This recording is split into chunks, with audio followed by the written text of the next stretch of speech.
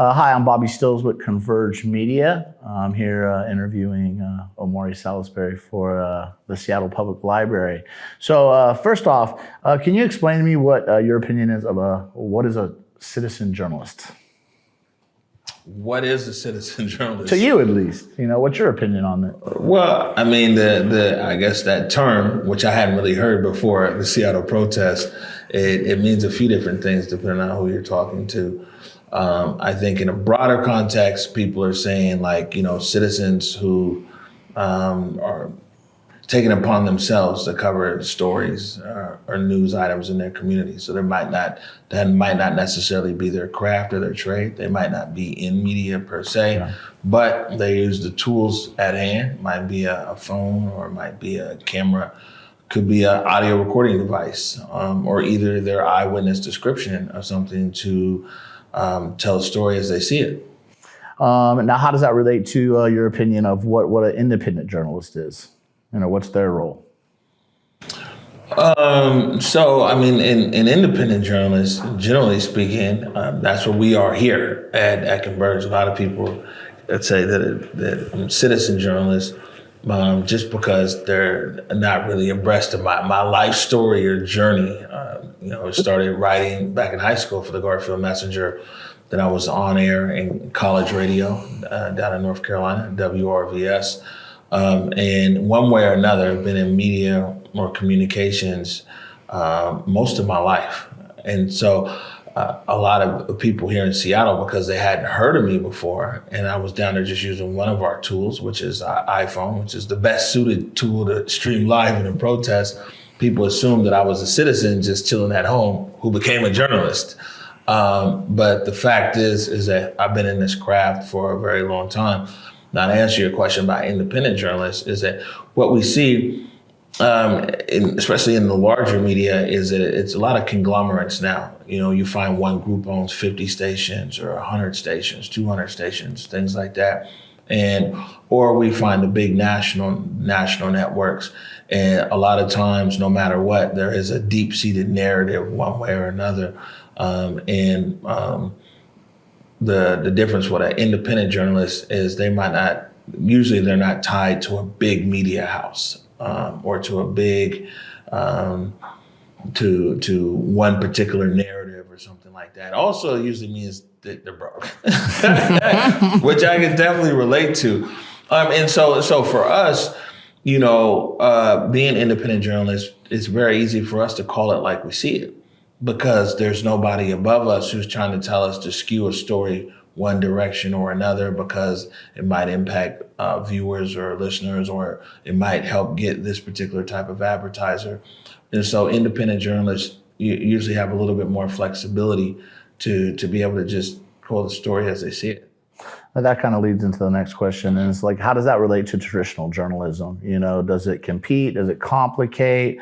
The stories being told with traditional media. Is there advantages to being a citizen journalist or a independent journalist, or are there setbacks? How does that compare? I think that all of this stuff, there's a space for everything in the ecosystem. So, for example, earlier this year, I wrote a small article / rant about predatory practices of real estate companies. And during COVID, they're trying to use disaster gentrification to try to get homes from our elders in the Central District. Well, my platform is very small. There's not a lot of research I'm able to do and things like that. But Dan Beekman from the Seattle Times saw the article that I wrote, and then the Seattle Times was able to use their resources. They have somebody who's a property specialist, somebody who's a tax specialist, somebody who's, they're able to put 4 or 5 different reporters on the story and go way deeper than we ever could, because they have the resources available for that.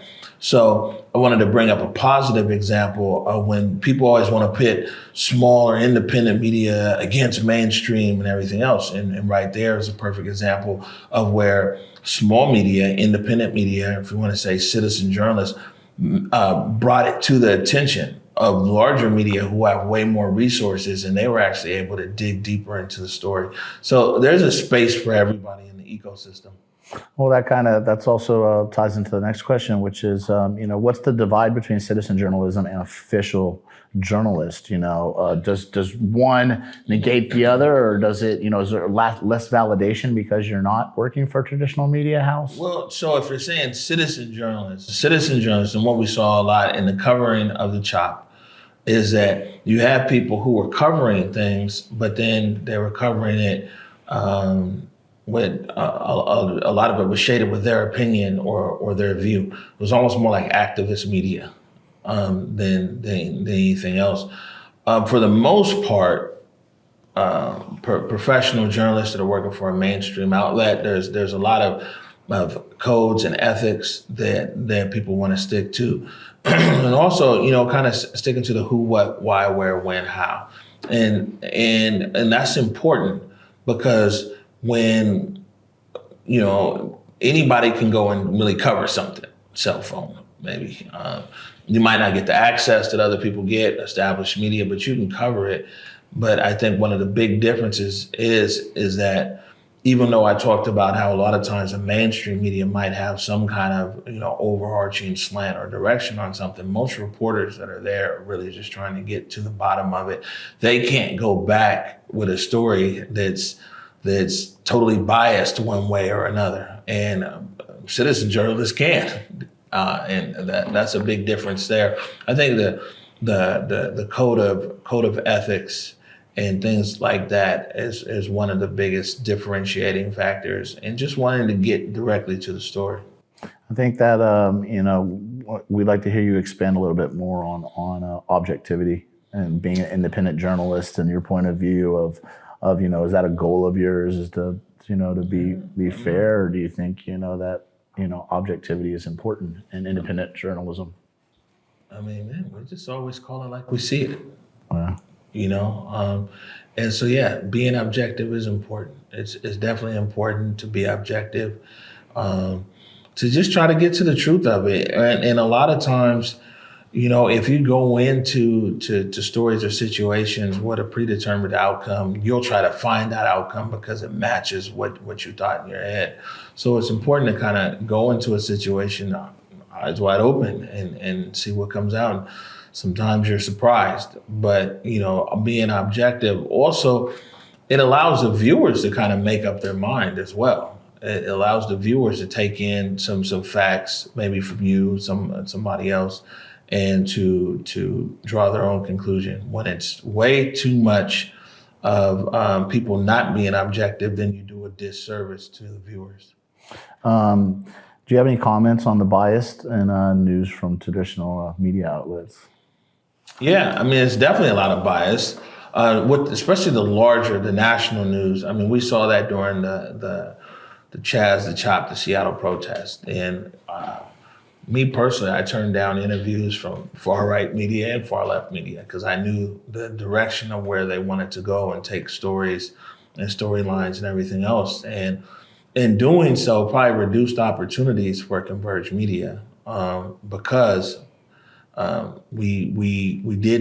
turned down opportunities to be on a much larger national and international platform several times. Probably could have got our name out there, my name out there, but we would have just bought into that bias.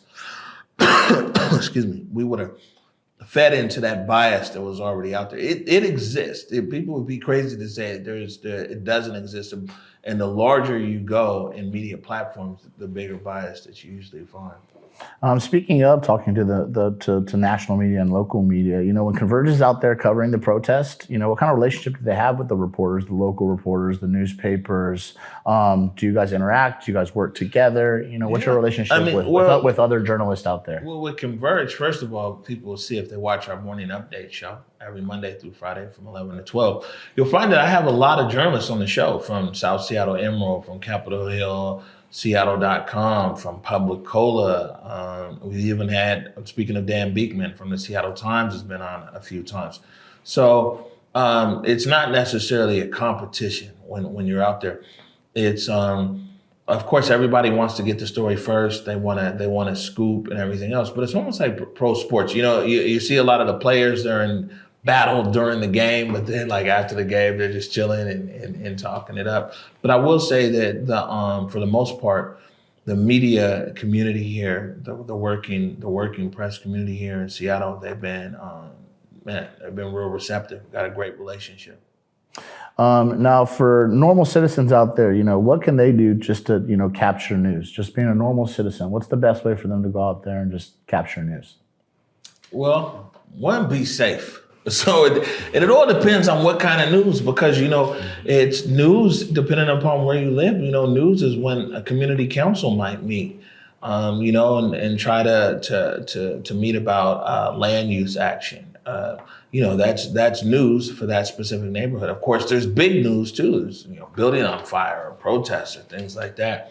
But I always say, man, work within your capabilities, and you might be creative within those capabilities, but work within your capabilities. Try to talk to at least 3 or 4 different people if possible. I mean, if you imagine a car accident happens and that accident occurs, but one person's on the north side of the street, a witness, and another person's on the south side of the street, clearly the accident occurred, but they still got 2 different vantage points. So it's important to talk to people, especially around a factual event. And so you have as many sources as possible. And, I'm always leery when I see stuff where there's no source, there's no direct quote or anything like that. So, I mean, talk to as many people as possible, document as much as you can that might be helpful in visual storytelling. So that's, photos or video, things like that. And try to be objective, which is important, and just be honest and fair. But most importantly, especially because a lot of people associate me and Converge with protest and being in the streets, number one thing is be careful. All right. So when you're out there, I know you're out there trying to tell a story. People consider you a storyteller. So when you're reporting live, how do you actually craft a narrative to describe the images that we're seeing at home? Absolutely don't craft a narrative, but I do just tell people exactly like I see it. And I mean, part of that, when I was in college at WRVS down in North Carolina, I played football, but during basketball season, I did play-by-play and color commentary. And that's literally calling it like you see it. Johnson inbounds to Smith. Smith takes the ball up the mid-court, passes it to Thompson. Thompson shoots. And so when I'm talking, it's not crafting a narrative. It's literally telling people exactly what I see. And I think that's what's important. All right.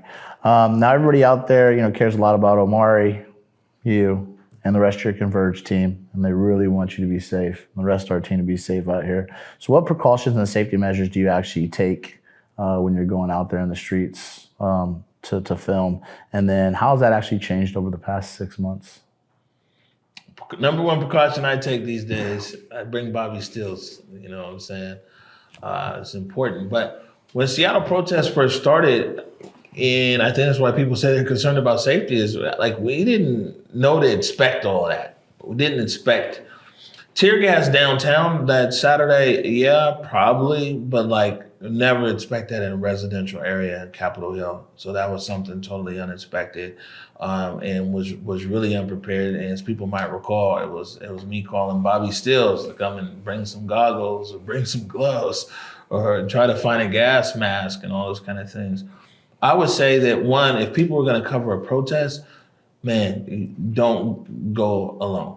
And whoever you bring with you, they don't have to be some media professional or this and that. Man, you need somebody who, just if you're backing up, walking backwards, filming, who can tell you there's a curb behind you, or there's a car, or things like that. So having someone with you is important. The other thing is to have what we know now we call as a go bag.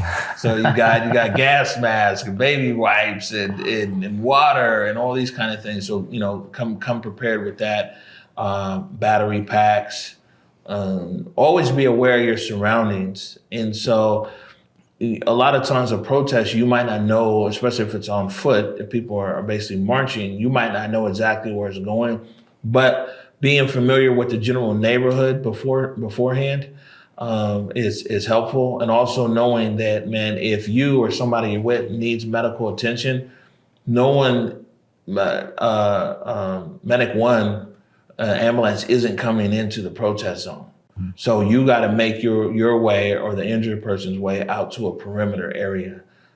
Because if you're trying to seek immediate medical attention, because it's just not going to happen in the middle of the protest. But these days, thanks to the generosity of the general public, we got a good amount of equipment here, and actually, we actually lend out equipment to other media people, so they don't have to go and buy it. So we got a little bit of surplus of that. Thanks so much to our viewers and general public who just they're always showing a lot of love and concern for Converge. All right. Well, thank you, Omari Salisbury. And on behalf of the Converge team, we'd like to thank the Seattle Public Library for your guys' questions. And any last words, Omari? Man, just want to thank everybody out there for their continued support of Converge Media. Truly, truly thankful for people who've watched the streams, people who donate, people who've, just looked out for us and spread the word about us. All right. Thanks, you guys.